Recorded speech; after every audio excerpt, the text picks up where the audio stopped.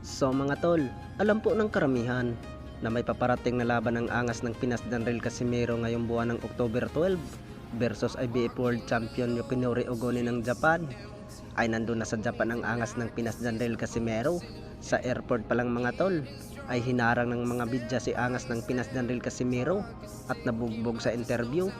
Alam naman natin mga tol na sobrang sikat talaga ang angas ng Pinas Danril Casimiro sa bansang Japan.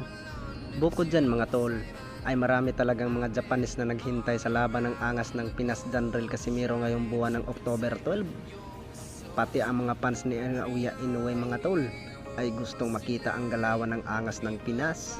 Higit dyan mga tol, ay mas maganda pang balita para sa ating former 3 Division World Champion angas ng Pinas Danril Casimiro. Pag manalo daw siya ngayong buwan ng October 12 kay Yoshinori Ogoni, ay lalabanan na pala si angas ng Pinas Danril Casimiro kay Naoya Inoue. Siguradong maglalaban ang Naoya Inoue versus Casimiro mga tol sa susunod na taon 2024, buwan ng September.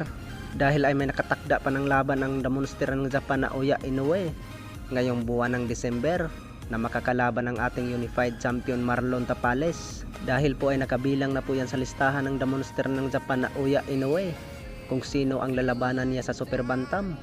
Ang kasunod ni Marlon Tapales mga tol, itong si Luis Neri, Muradjon Akmadaliyib at ang angas ng Pinas Danril Casimiro.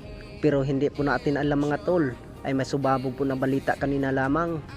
Sa head coach ng angas ng Pinas Danril Casimiro, yung kapatid niya na si Jason Casimiro, ay maglalaban daw sila ni angas ng Pinas Danril Casimiro at Naoya Inoue ngayong buwan ng September sa susunod na taon 2024.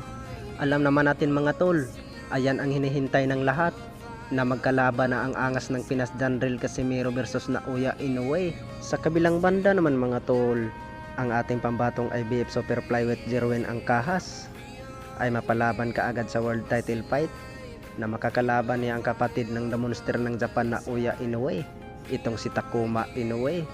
Kakapanalo lang din to sa ating pambato na si Jerwin Angkahas mga tol. 2 buwan na ang nakakalipas kung saan niya pinabagsak ang pambato ng Colombia na si Wilner Soto, kaya mapasabak siya sa world title na may hawak ng WBA World Champion Takuma Inoue.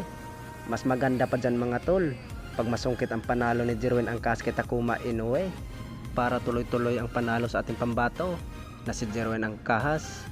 Ipagdasal na lang natin mga tol ang ating mga kababayan na boksingero na mapasabak ngayong taon